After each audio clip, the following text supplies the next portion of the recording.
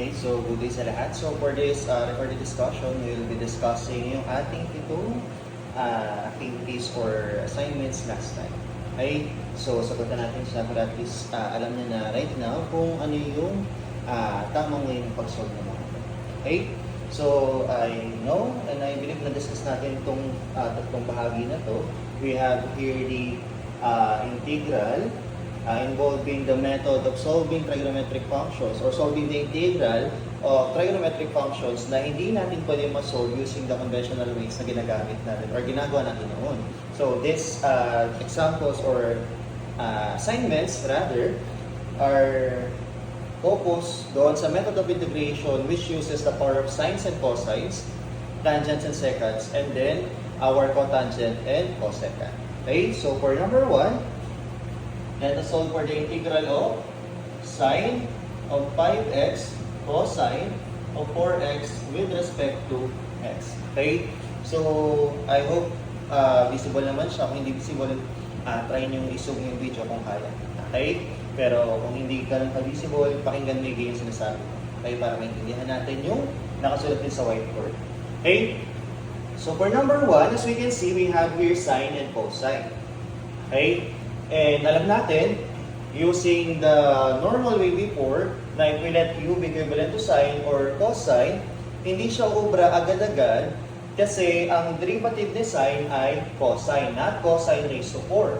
Likewise, kapag ginamit natin yung si cosine, ang derivative ni cosine ay negative sine, hindi sine raised to 5. Okay, so hindi pa pwede. So what we can do here is we can utilize the method of integration na ang ginagamit ay power of sines and cosine. Kung saan, I believe this falls under case number 1, kung saan ang ating n or the exponent for sine is positive and the n is or the exponent of cosine is any number.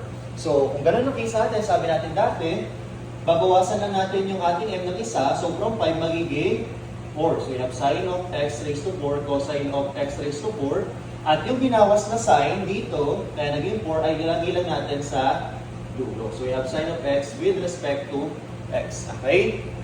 So ang gagawin natin, balikan natin, ang kailangan gawin is that yung sign natin na naka-even exponent na, madali siyang gawa ng paraan at ang kailangan lang gawin is i-express in terms of cosine. So ano equivalent ni sine? Diba we have sine squared theta plus cosine squared theta is equivalent to 1. No, so if you want to solve for the value of sine, si cosine, using the SPE or on a common term is the transposition, malilipat sa kabila. Kaya ang bali ng sine squared theta natin will become 1 minus cosine. So this sine raised to 4 will become 1 minus cosine of x squared quantity squared. Okay? So, ito na exact value ni sine of x raised to 4. We will have 1 minus cosine squared x representing the sine squared x. Okay? And then, itong 2 na to is, ito yung kukumpleto. If we distribute this, 2 times 2 we have 4. So, we will have sine raised to 4. Okay? And then, just copy this one. Cosine of x raised to 4, sine of x with respect to x. And from here, we can now use yung ginagawa natin before. Ang gagawin lang natin, let u be equivalent to cosine. Okay? Cosine of x. And ang derivative niya is negative sine of x with respect to x. Okay? This sine x dx is this part. Yung nilagay natin sa dulo. Kaya yung bala, ito ay negative. So this negative, lagay natin sa labas. So we'll have negative du is equivalent to sine of x with respect to x. Okay? So, balik tayo dito. Alam natin, this negative, this integrating factor, neutralizing factor, pwede ilagay na lang agad sa labas. So, we'll have negative integral. And then, balik tayo dito, we will have 1 minus, ang cosine is just now equivalent to u. So, instead of cosine squared, we will have u squared. And then, yung cosine raised to 4 will now become u raised to 4. And then, itong sine of x dx is equivalent to du. Okay? So from here, simplify natin. Distribute natin itong u raised to 4. We will have negative integral of 1 minus u raised to 4. We have u raised to 4 And then negative u squared times u raised to 4, yung ating exponent pag added. So you have u raised to negative u raised to 6 with respect to u. Okay? And from here, kailangan na natin siya i-simplify. Okay? So allow me to erase. Kung gusto balikan, i-playback na lang. Okay? So ang gagawin natin, we now have this part. Pag distribute natin, pag hiwalayin lang, remember natin negative na to is para sa lahat. So pag pinaghiwalay natin to, we will have negative integral of u raised to 4 du, and then negative, saka negative magiging positive. So we have positive integral of, or plus integral of u raised to 6 du. Okay? And then from that, let us solve for its integral. Ang integral ng u raised to 4 will become u raised to 5 over 5. But since negative, we will have negative u raised to 5 over 5 plus c. Okay? And then u raised to 6 will become u raised to 7 over 7. And also plus c. Okay? Since meron silang main plus c, pero still c is a constant, arbitrary constant, pagsamahin na lang natin sa dulo. Okay? And for the final answer, balik lang natin yung bali ng u. Anong yun ang ginamit natin kanina? Ang yun natin is cosine. So we have cosine of x raised to 5 over 5 plus cosine of x raised to 7 over 7 plus c. So this is the final answer. Okay? So if you have questions, directly ask na lang yun sa ating GC. Okay?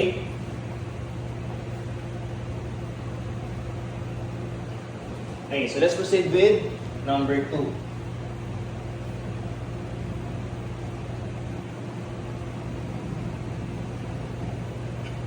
So for number 2, let us have the integral of sine of 3x raised to 4 and then cosine of 3x raised to 3 with respect to x. So I believe this one falls under case number 2, kung saan yung n naman yung ating add or positive add integer. And katulad lang kanina, ang gagawin lang natin is, since this one will not be our point of consideration, just copy. Pero dito, ito daw yung babawasan natin since siya ay add. Magiging cosine of 3x and then squared. And then, yung isang tinanggal dito, itong cube, naging squared, yung isang tinanggal, ilagay lang natin sa dulo. Okay? And ganyan ang itsura niya. Pero, before we proceed, yung 3x natin, pwede natin yan gawa ng paraan para matanggal muna for now. We can have u is equivalent to 3x. And then, ang derivative ng 3x is 3dx. Okay? So, itong 3 natin na to, divide on both sides. So, ibig sabihin, we have neutralizing factor na 1/3 dito.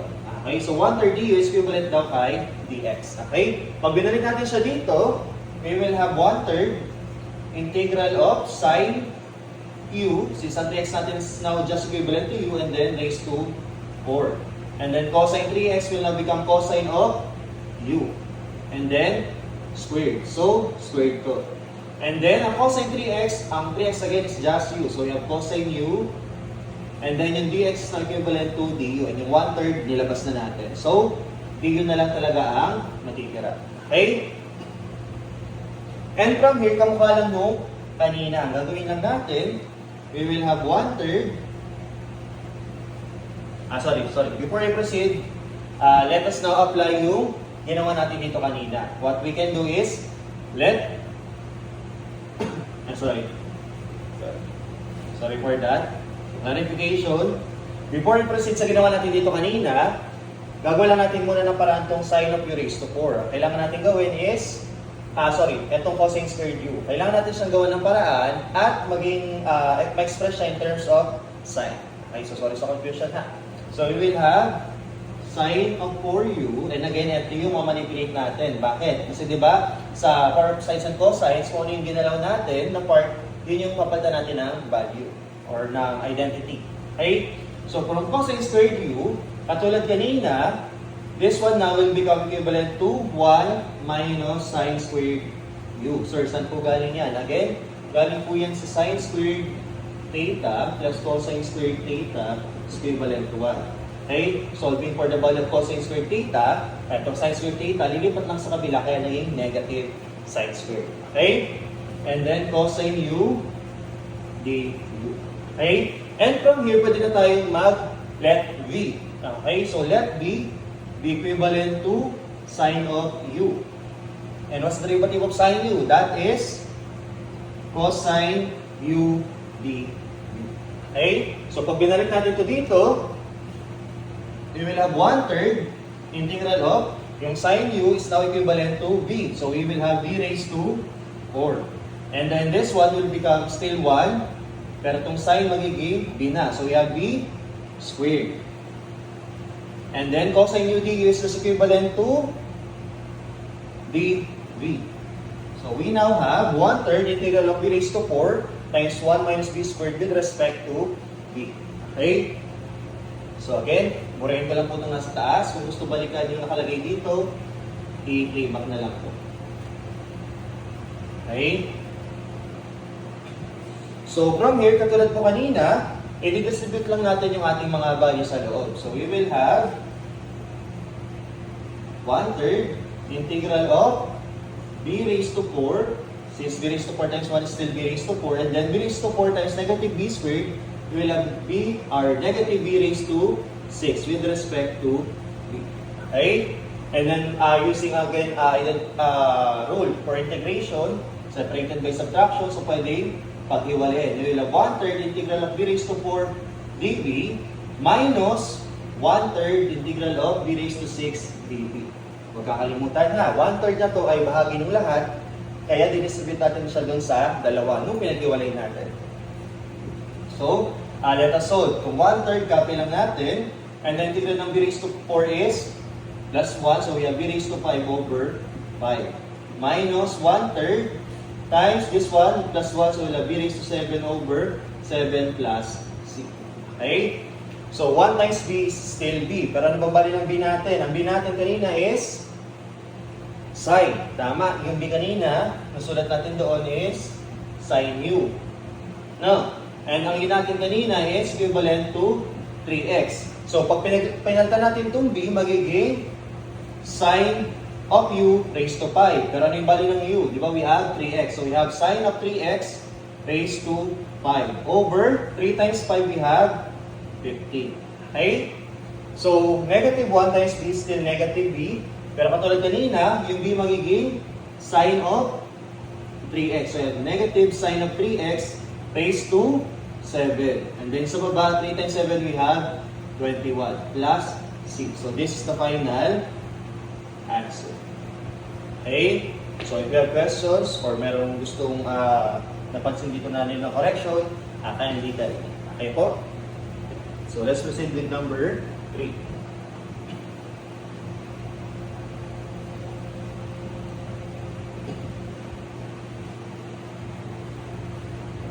So for number 3, ay siguro po konti yung camera ha. Ayan. So for number 3, I know na alam niyo naman na ito yung pinakamahaba dyan. So ang gagawin lang natin, observe natin yung number 3. So I think number 3 dito is cosine squared. Okay? Number 3, we have integral of sine of 4x cosine squared x with respect to x. So this one falls neither on case 1 nor case 2 kasi wala tayo ditong positive add integer in n or in n. So pasok siya sa case number 3 kung saan both exponents are even. Okay, so pareho sila even exponents. Okay, pareho even yung 4 and 2. So anong gagawin natin? Diba based on our case number 3, magiging sine squared x and then 4 over 2 will become 2. Okay, based on our formula. And then yung cosine squared, since squared na siya, yan na po yan. Okay? And then ang gagamitin natin na identity, kapag nag-fall under case 3, di ba, we have dalawa. Kapag yan ay sine, it must be written as 1 minus cosine of 2x over 2. And since naka-square, square natin. Okay? Kapag naman cosine squared x, ang pwedeng gamitin is pareho lang pero positive. So we have 1 plus cosine 2x over 2 with respect to x. Okay? And from here, let us simplify muna. May nakikita tayo dito ito sa baba. Tama? 2. Yan ay lahat sumisimbolize ng isang constant na pwede natin ilabas. Okay? Pero huwag malin lang dito na ilalagay natin sa labas ay 1/2. Tandaan, this is raised to 2. Lahat ng yan ay naka-raised to 2. So, itong numerator naka-raised to 2, itong baba naka-raised to 2. So, instead of putting 1/2 sa labas, we will have 1/2 squared or 1/4. Okay? So, again ha, itong 1/4 na ito ay galing sa square niya to 1/2 na nasa loob. Okay? Times what? Etong kabilang bahagi ay meron din 1/2 na constant dyan. Medyo nakatago. So, pwede natin siya ilabas. So, we'll have times 1/2. Okay? So, again, 1/4 na to galing dito. Itong 1/2 na to galing dito. So, matitira na lang dito is 1 minus cosine of 2x squared times 1 plus cosine 2x with respect to x. Simplify natin. 1/4 times 1/2 we have 1/8.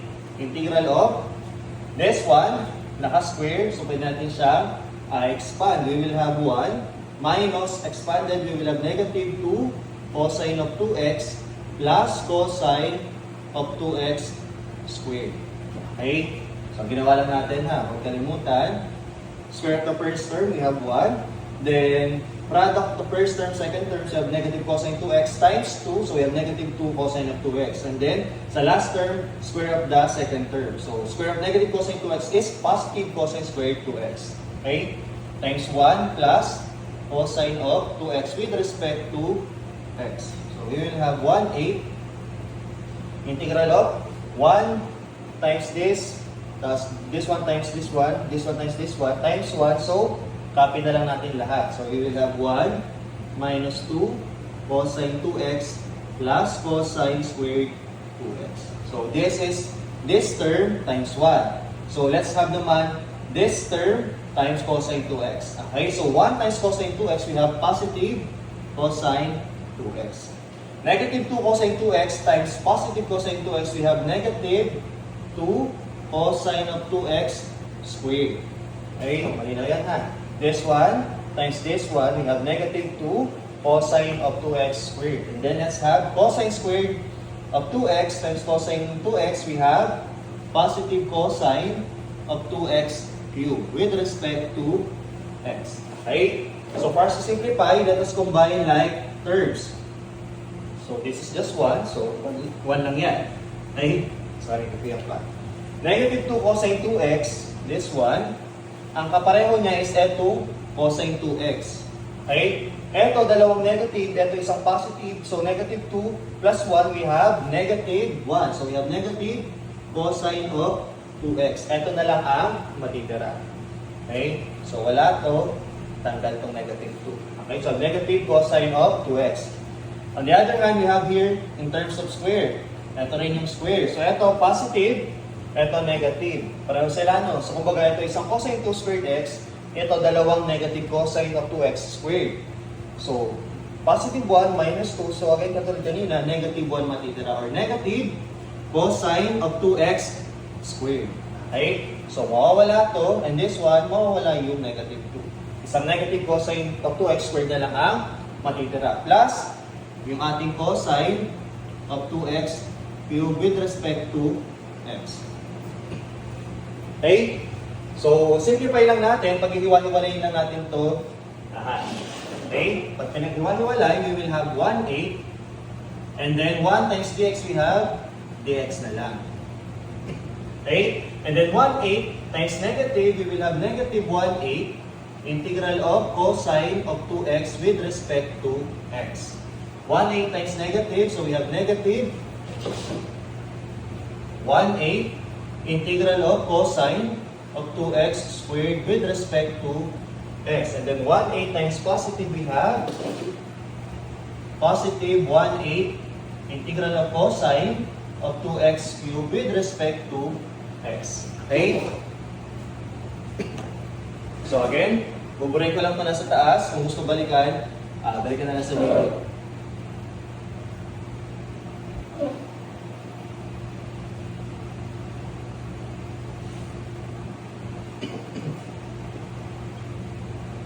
Then, balik tayo sa taas. So from here, we have the integral of dx. So 1/8 times integral ng dx is just 1/8x. Tama? Integral ng dx is just x. So we have 1/8x plus c. Yung plus c again, sa dulo na ilagay lahat.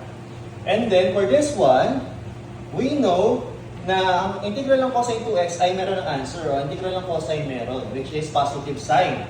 Pero, for us to visualize kung ano nangyari dyan, let us have u be equivalent to cosine of 2x.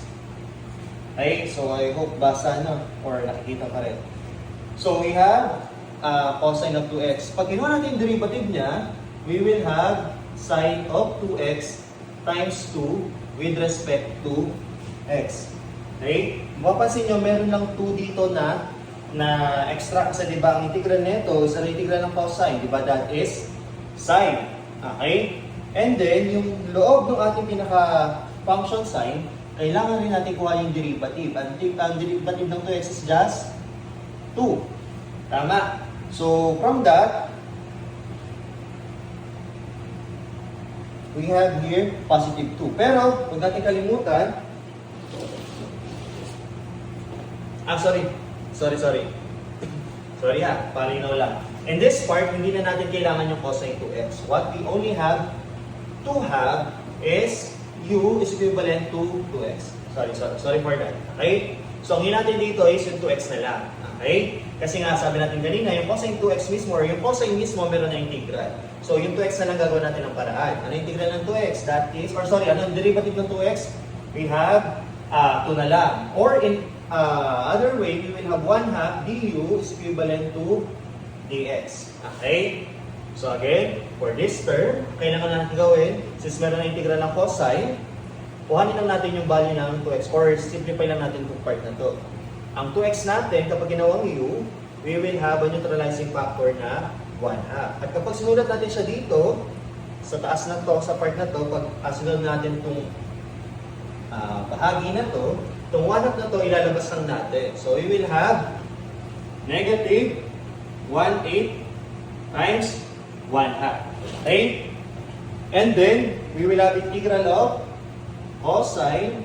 Yung 2x natin is just equivalent to u. Ito, itong 2x na to is just equivalent to u. So, we have cosine u du. Okay? So, again, from this, naging ganito yung tsura. Okay? Pagdating naman natin dito sa part na to, we have here cosine of 2x squared. So, balikan natin, wala tayong integral na cosine squared. So, katulad kanina, yung ating exponent for the cosine is even. So, pwede natin gawin yung ginawa natin kanina. Na magkakaroon tayo dyan ng, so copy lang yung 1/8 na constant or coefficient. So, we will have here 1 plus cosine of 2x. Pero as we can see, ito yung 2x na already, no?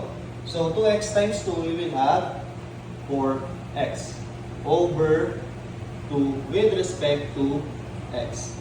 Okay, so again, saan galing itong 1 plus cosine of 4x over 2? Ito po ay galing sa identity ni cosine squared 2x. Di ba, balikan lang natin. Sabi natin, ang cosine squared theta is equivalent to 1 plus cosine 2 theta over 2. Okay? In our case, ang theta natin in this case is 2x. So this is 2 times theta. So 2 times 2x, we have 4x. Kaya from this, we have 1 plus cosine of 4x over 2. Okay? Then punta tayo dito sa last part. Etong last part, on the other hand, pwede natin i-manipulate ng kaunti at hindi na dumaan dun sa case number 3.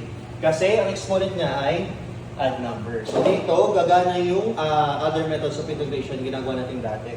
Kailangan na natin gawin, so copy lang si 1/8. Etong cosine cube na to, mag-extract tayo ng isa. Okay? Extract tayo ng isang cosine. So magkakaroon tayo dito ng cosine squared 2x, tapos yung isang cosine 2x na extracted, lagay sa dulo. Okay? Malaman nyo mamaya ba't yun ang ginawa natin. Pero let us proceed dito. So yung 1/8x, 1/8x pa rin siya.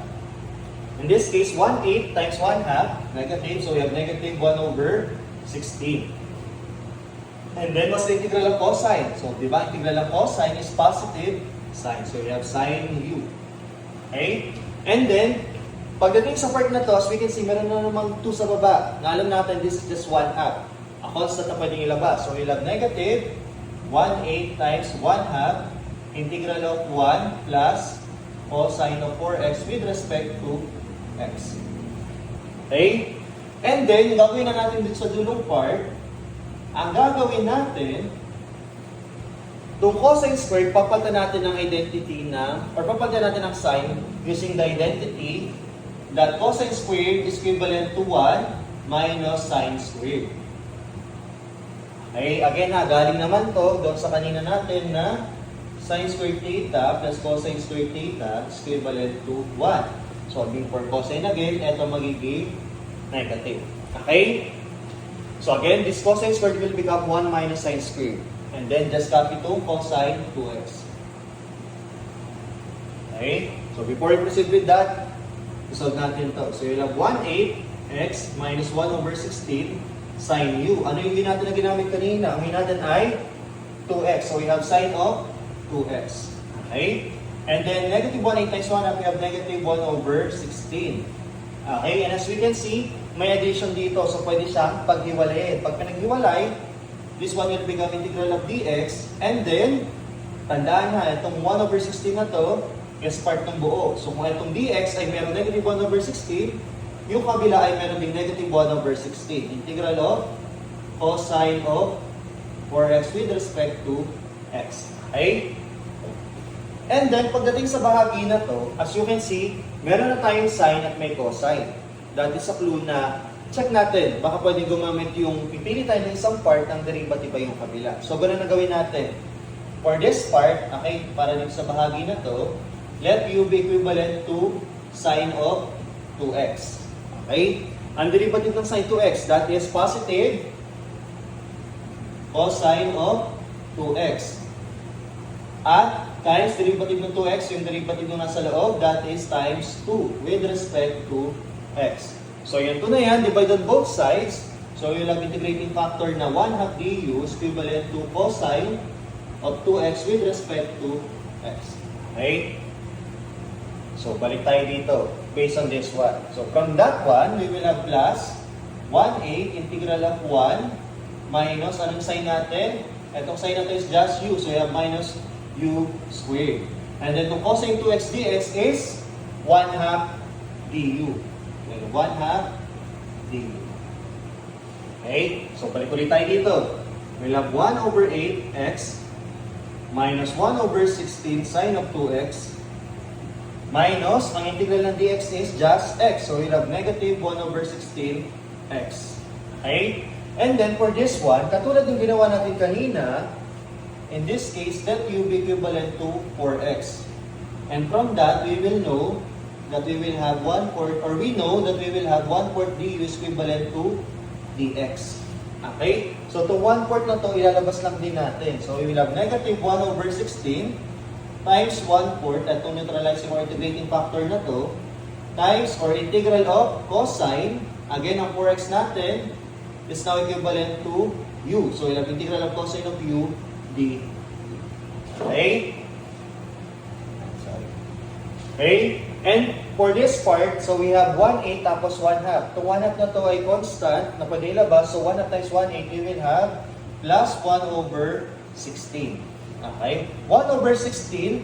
And then as we can see, ito ay 1 minus u squared na pwede paghiwalayin. So we will have 1 over 16. Integral of 1 times du, we will have integral of du na lang. Okay? Likewise, 1 over 16 ay bahagi ng kabuuan. So 1 over 16 times negative du, we will have, 1 over 16 times negative u squared, or times the negative 1, we will have negative 1 over 16. Okay, ulitin ko lang ha.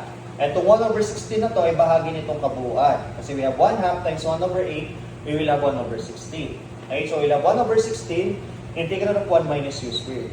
Okay? So integral of 1 over 16, integral of 1 will become 1 over 16 integral of du pag pinag-multiply itong dalawa. Okay? And then, itong 1 over 16 dito, ito tayo sa atin sa negative, kaya we have negative 1 over 16. Integral of u squared du. At yung u squared na natira. Okay? Ito siya. Okay? So let us answer ulit. We have here 1 over 8x. Sige, i-solve muna natin lahat kasi baka may mukha tayo dito sa dulo. So 1 over 8x minus 1 over 16 sine of 2x minus 1 over 16x minus 16 times 4 we have 64. 1 over 64. And then integral ng cosine I, again positive sign. So we have sine u. Again, ang u natin dito is just 4x. So we have 1 over 64 sine of 4x. Again, dito yung galing ha. 1 over 16 times 1/4, we have this negative 1 over 64. Integral ng cosine u is positive sign. So we have sine. Ang u natin ay 4x. So we have sine of 4x. Okay? Plus 1 over 16. Integral ng du. Anong integral ng du? Diba that is just u. So we have here 1 over 16 u. Okay? Pero ano bang bali ng u natin sa part na to? Anong u natin dito? Ang u natin is sine of 2x. So we will have 1 over 16. Again, ang u natin is this one. We have sine of 2x. Okay? Minus 1 over 16. Ano yung integral ng u squared? Diba that is u cube over 3. Tama? Kasi yung ating exponent plus 1. So we have 2 plus 1, we have 3. Then denominator ay same lang. Okay? And again, anong bali ng u natin? Dito ko na nilalagay ha. Ang bali ng u natin ay, again, equivalent ng kay sine of 2x. So we have sine of 2x cube over 3 plus c. Okay? So I hope nasusundan pa din. So let us combine like terms. So we have 1 over 8x and then we have negative 1 over 16x. Sila lang yung parehong may kasama ay x. So pag pinagsama natin ang 1/8 minus 1 over 16, diba dapat they have the same denominator? Their LCM is 16. So we will have here 16. 16 divided by 8 is 2 times 1, so we have 2.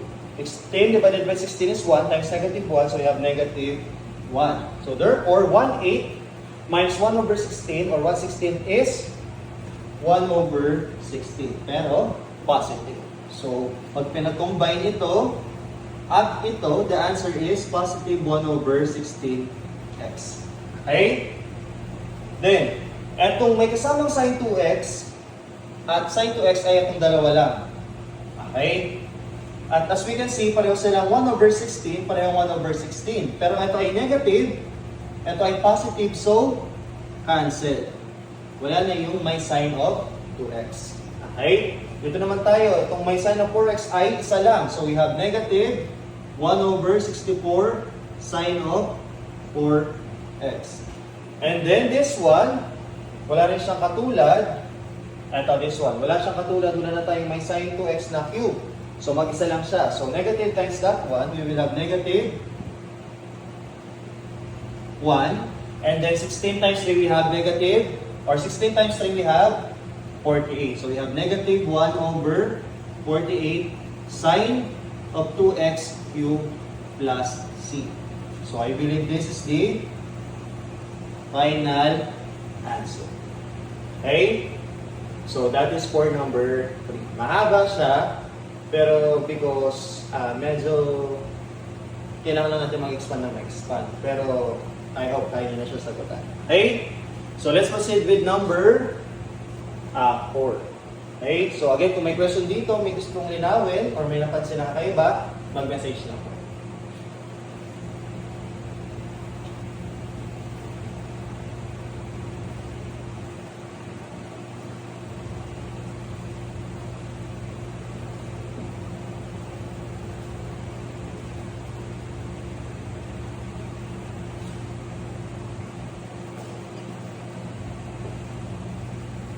Okay, let us add number 4. So for number 4, we have tangent of 2x squared secant of 2x raised to 4 with respect to x. Okay? So for this one, it falls under the case, I think number 1 now. Kung saan yung ating n or exponent ni secant is an even number that is greater than 2. Okay, so 4 is an even number, at the same time greater than 2 siya. So pasok siya sa case number 1. So kapag ganun daw, ang gagawin lang natin is babawasan natin siya ng dalawa. Okay? So from second raised to 4 magiging second squared na lang siya. And then, yung tinanggal natin na dalawa dito, ilagay lang natin sa dulo. Okay? Kaya from this one, we will have tangent of 2x squared. Yung second raised to 4 na hati. Okay? Yung dalawa na tinanggal natin dito, napunta sa dulo. And again, katulad doon kanina sa 3x natin, etong 2x, pwede natin gawin na let u. And ang derivative niya is 2dx. And from here, we will have 1/2 du is equivalent to dx. Again, anong purpose? Para lang maging yun na lang to at hindi na natin kailangan pa ulit-ulitin na isulat.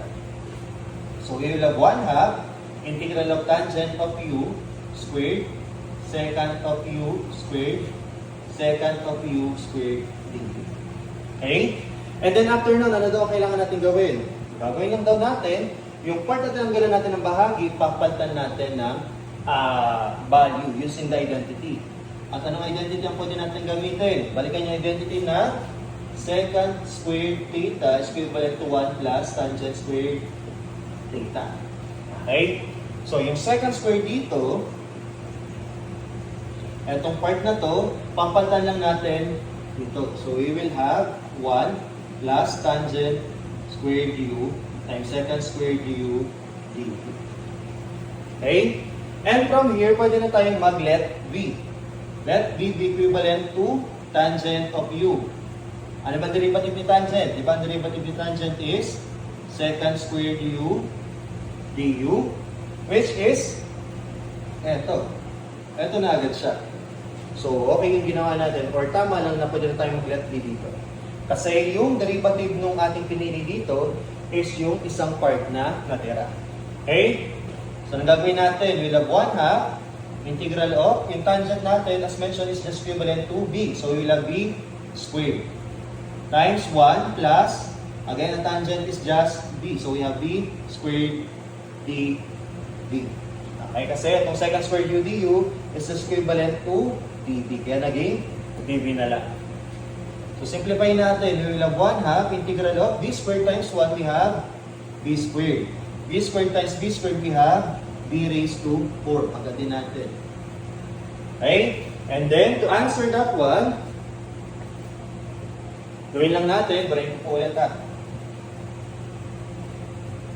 Kailangan lang natin gawin is expand natin. So, again, pareho itong may 1/2. So, we'll have 1/2 integral of b squared dv plus 1/2 integral of b raised to 4. So, b raised to 4 dv. Okay? So, from that, kaya-kaya na natin siyang masolve. Okay? Using the power rule. So, we will have 1/2. Ang integral ng b squared is b cubed over 3 plus 1/2.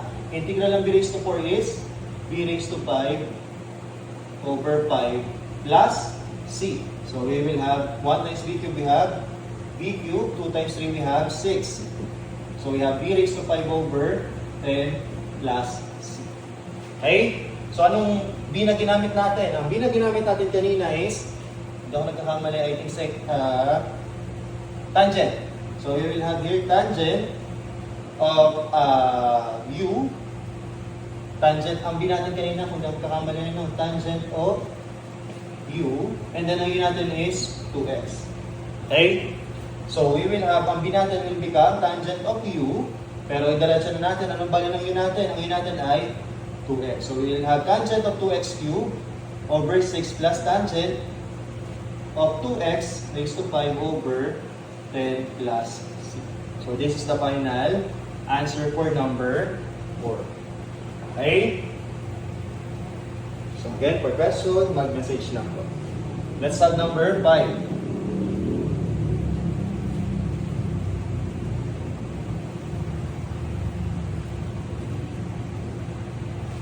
For number 5, let us have the integral of square root of tangent of x secant of 6x with respect to x. Okay? So this one, though may look like intimidating kasi may radical tayo dito, check lang natin exponent. This one is just tangent of x raised to 1 half. Okay? And then second of 6 raised to x with respect to x. Katulad kanina, yung n natin, exponent to second ay positive even greater than 2. So, pwede natin gamitin yung method kanina. So, we will have tangent of x raised to 1 half. Babawasan natin yung second ng dalawa, so magiging 4 na lang. And then yung dalawa na tinanggal, ilagay natin sa dulo. Okay? And from here, gamit ulit tayo ng identity. Para makakita yung identity, i-rewrite lang muna natin ito saglit. We will have, yung second raised to 4, pwede natin gawing second squared x squared, and then second of x raised to 2 respect to x. Okay? Bakit natin ito sinulat from second raised to 4, naging second squared raised to 2. Okay? Sinulat natin na ganyan para makita natin na itong part na to ay pwedeng palitan ng value using the identity. So, we will have tangent of x raised to 1 half times 1 plus tangent of x squared raised to 2 second x squared with respect to x. Okay? So, from second squared x again, 1 plus tangent of x squared. Okay? And from here, let u be equivalent to tangent of x. Okay? Itong mga tangent na to, gagawin lang daw natin na u. Anong derivative ng tangent? Ang derivative ng tangent is, katulad kanina, second of x squared lang. With respect to x, which is, eto na agad. Okay? So, pag binalik natin to dito, we will have integral of, ang tangent magiging u, so we'll have u raised to 1 half, times yung 1 ay 1 pa din, pero yung tangent magiging u na. So, u, naka-square, so, square. At yung buong yon ay naka-square. Kaya, ang buong to naka-square din. Du. Okay? So, bago natin i-distribute, huwag magkakamali doon ha. I-expand muna natin tong part na to. So, we will have u raised to 1 half times 1 squared is 1. 1 times u squared is u squared times 2. So, we have 2u squared. U squared raised to 2 is u raised to 4 du. So, from here, we have this expanded form na ganito ang itsura. So, distribute natin isa-isa. Okay, break na lang to. Okay, pag distribute natin isa-isa, u raised to 1 half times 1, we have integral of u raised to 1 half du. And then ito yung plus 2. So, constant, ilabas na rin natin ha. So, plus 2, integral of u raised to 1 half times u squared. So, tignan nyo lang na you have 1 half plus 2. No, dapat same ng kanilang denominator. So, you have 1 half plus 4 over 2 ang mangyayari. So, 1 plus 4 we have u raised to 5 over 2. Okay, that is for the sum of 1 half and 2. Plus, so ito naman ay walang coefficient. So, integral na agad ng u raised to 1 half times u raised to 1. U raised to 1 half plus u raised to 4 ang gagawin natin. So, 1 half plus 4. So, from 4, magiging 1 half plus 8 over 2. Kasi 8 over 2 is just 4. So, we'll have 1 plus 8, we have 9. So, we will have 9 over 2. Okay? Ay, nawala yung d. So, let us solve. Okay, let us solve for the integral. Ang integral ng u raised to 1 half, huwag tayong dito as long as hindi siya 1, pwede. Okay, gawin lang natin yung kanyang exponent plus 1. So, we will have u raised to 1 half plus 1, katulad ng kanina. 1 half plus 1, or katulad itong tinuro sa inyo dati. Kung magpa-plus lang naman kayo, kuhanin nyo yung denominator, i-add nyo agad sa numerator, and then copy the denominator. So, paano gagawin? 2 plus 1, we have 3. And then, just copy the denominator. So, we have 3 halves. Okay? Over 3 halves. Plus c. Pero again, mamaya na isulat yung plus c. Plus 2 times, so u raised to 5 halves over, plus 1. Kasi ang integral niya is, diba, mag-add lang tayo ng 1. So, 5 over 2 plus 1. Katulad sabi ko kanina, itong denominator, add nyo lang doon sa numerator. So, 2 plus 5, you have 7 over 2. So, you have 7 over 2.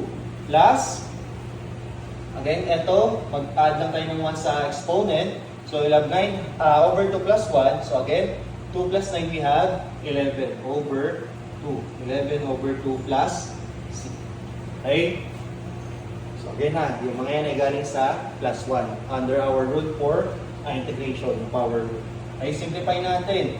Itong mga denominator ay naka-fraction. So balik rin natin. So for the reciprocal, we will have 2/3. So 2/3 u raised to 3 halves. Anong yun natin? Balikan natin. Ang yun natin kanina ay ano nga bang yun natin?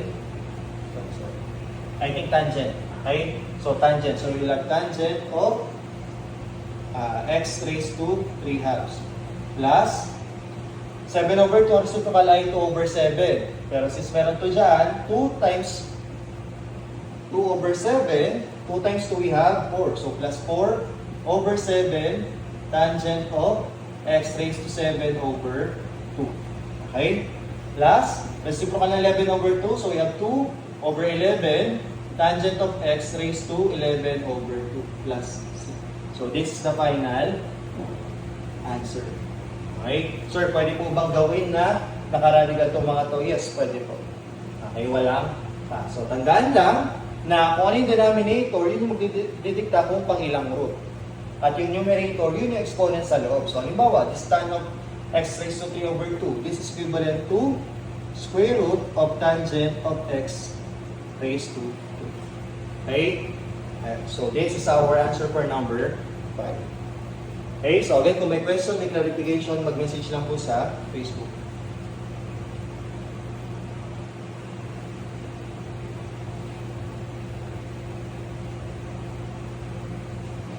Let us solve for number 6.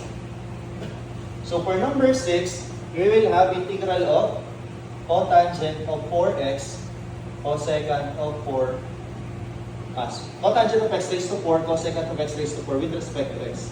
Katulad nung sa kanina, di ba sabi natin, si power of sines or power of tangent and secant, kamukha lang yung power of cotangent and cosecant. So same rule will apply.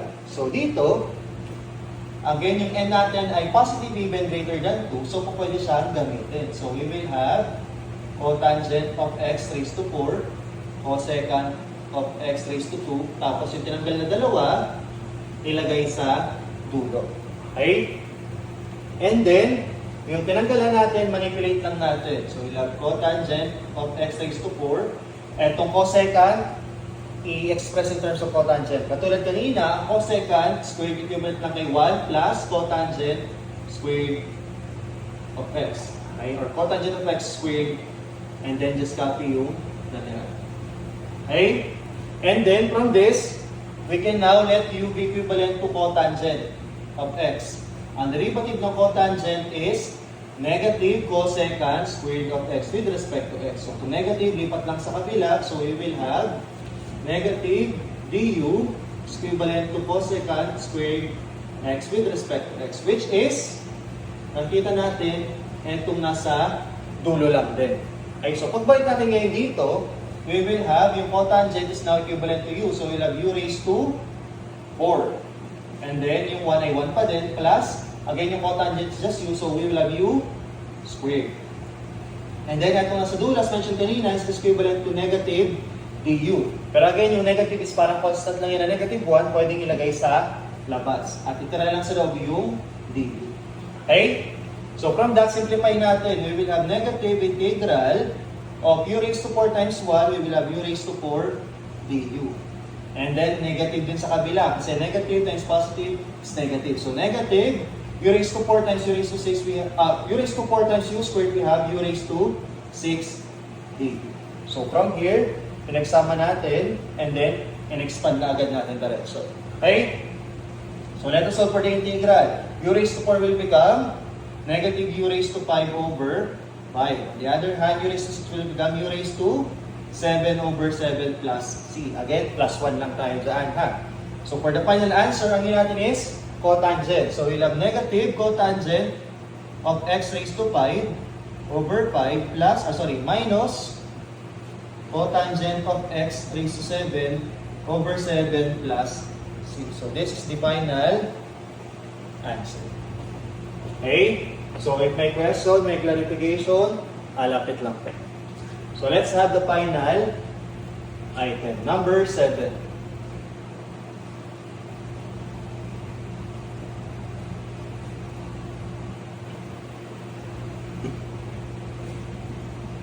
Number 7, we have integral of cotangent of, wait lang, lagay natin sa gilid kasi medyo mahaba. We have integral of cotangent of x raised to 5 with respect to x. Tama ba? Ayan. Okay? So this one falls under case 3. Kung saan katulad ng tangent, kapag 0 si secant, dito 0 si cosecant, under siya ng case 3. Kung saan ang kailangan lang gawin, magbabawas tayo ng dalawang value dito. So for cotangent of x raised to 5, magiging cotangent of x raised to 3 na lang. Yung dalawa na tinanggal, ilagay sa dulo. Okay? And then, anong gagawin natin? From here, we will have the value of cotangent squared. Kung kanina, we have value for cosecant. For cotangent, di ba kanina, we have cosecant squared x equivalent to 1 plus cotangent squared x. At yung kanina na ginagamit natin. So, to solve for cotangent, etong 1, lilipatan natin sa kabila. So, we will have cotangent of x squared is equivalent to cosecant of x squared minus 1. Okay? So, dito, etong part na to, papalitan lang natin.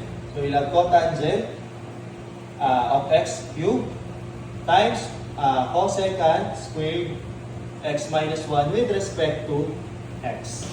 Okay? Ang gagawin natin ngayon, para medyo mas madali, distribute muna natin. So, we will have cotangent times cosecant. We have cotangent of x cubed times cosecant x squared with respect to x. Ikuwalayin agad natin. Okay? And then, cotangent times negative 1, magiging negative lang to. So, yung negative dito, ilabas na natin. We will have negative cotangent of x cubed with respect to x. Dito lang natin ha. Etong part na to ay galing sa cotangent times cosecant.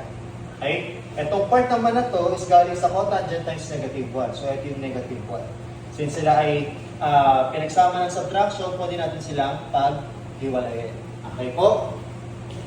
So, from that, alam natin na this one, pwede na tayong mag-let you dyan. Okay? Pero itong cotangent cube, again, wala yan. Wala pa siyang direct formula. So, katulad ng ginawa natin kanina, ang kanyang exponent ay add, pwede natin siyang gawan ng paraan. Gagawin natin, for this one again, copy lang muna natin. Cotangent cube, x cosecant, x squared. Ang tulad kanina, babawasan natin ito ng dalawa. Magiging cotangent of x and then cotangent squared x with respect to x. At katulad din kanina, papalitan natin itong value nito using this identity. So we will have cotangent cube, x cosecant, x squared minus cotangent of x. Papalitan natin ito ng cosecant of x raised to 2 minus 1 with respect to x. And then, simplify natin. Cotangent times cosecant squared x, we have integral of cotangent of x cosecant of x squared times negative, so we have negative integral. Okay? And then, cotangent times negative 1 is negative integral of cotangent of x with respect to x. However, negative times negative, we will have positive. Okay? So, from this, ito na yung itsura natin. We will have integral of cotangent of x cubed, cosecant of x squared with respect to x minus integral of cotangent of x cosecant of x squared dx plus integral ng cotangent. Alam ko, meron tayong direct formula for this one, pero let us utilize yung anim lang.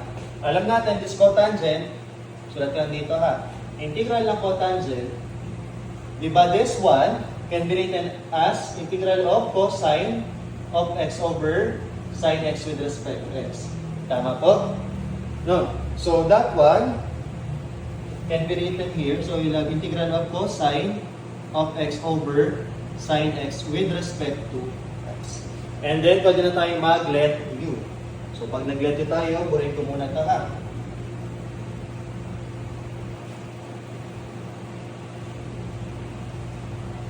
Burin ko lang. So for this one, mag-let u tayo. For this one, let u be equivalent to cotangent of x. Okay? Ang derivative ni cotangent, di ba that is negative cosecant squared x with respect to x. Okay? Which is, eto na agad. So, ang gawin lang natin, again yung negative, lagay natin sa kabila. So, we'll have negative du is equivalent to cosecant squared x dx. This one na ginawa natin sa first term ay applicable din sa pangalawa. Kasi pag nag-let tayo dito, let u be equivalent to cotangent of x, etong part na to, ang derivative niya ay etong natira, yung cosecant squared x. Okay? So, this one is applicable dito sa dalawa. Para sa dalawa ha. Ito na lang ang gawa natin ng paraan. In this case, we can have u be equivalent to sine of x. Okay? Ang derivative ng sine x ay positive cosine of x dx. Which is, ito yung u, ito na sa taas ay du na. So, pag sinimplify natin to using this, ginawa natin ng parang chain rule, we will have, again yung cotangent will become u. So, we will have u cubed, and then cosecant squared x dx is equivalent to negative du. So, itong negative, ilabas na natin ha. Negative integral of u cubed and then du. Okay? Pagdating dito sa kabila, huwag kalimutan negative to. So, yung negative du dito makaka-apekto. Okay? So, punta muna tayo kay cotangent. Ang cotangent natin is just equivalent to u. So, we have integral of u. And again, yung cosecant squared x dx is equivalent to negative du. So, negative ilalabas natin, ay negative din to. So, negative times negative, we have positive. And then, just copy the du. Okay? So, again, itong mga to, kung mga yan, equivalent kay negative du. Okay? Then, yung sa dulo. Yung sa dulo, again, sabi natin, itong cosine x dx, eto, is equivalent to du. And then, itong sine of x, equivalent lang kay u. Okay? So, let us solve. We have negative, ang integral ng u cube. We will have u raised to 4 over 4. Plus, ang u magiging u squared over 2. And then, ang integral ng u over u is just ln of u. And then, plus c. So, let us finalize. What's the value of u? Ang u natin is cotangent. We have negative cotangent of x raised to 4 over 4. Plus, sa second term, ganun din. Tama. Ganun din ang value ng u. So, you'll have plus cotangent of x squared over 2 plus, pagdating sa dulo, ang u natin ay sin x. So, you'll have ln of sin of x plus c. So, this is the answer for number 7. Okay? So, with that, I hope na-review natin yung last lesson natin before. So, stand by para dun sa discussion naman for our next topic. Okay? So, I hope mag-aral maigi. Thank you. Again, for question, lapit lang.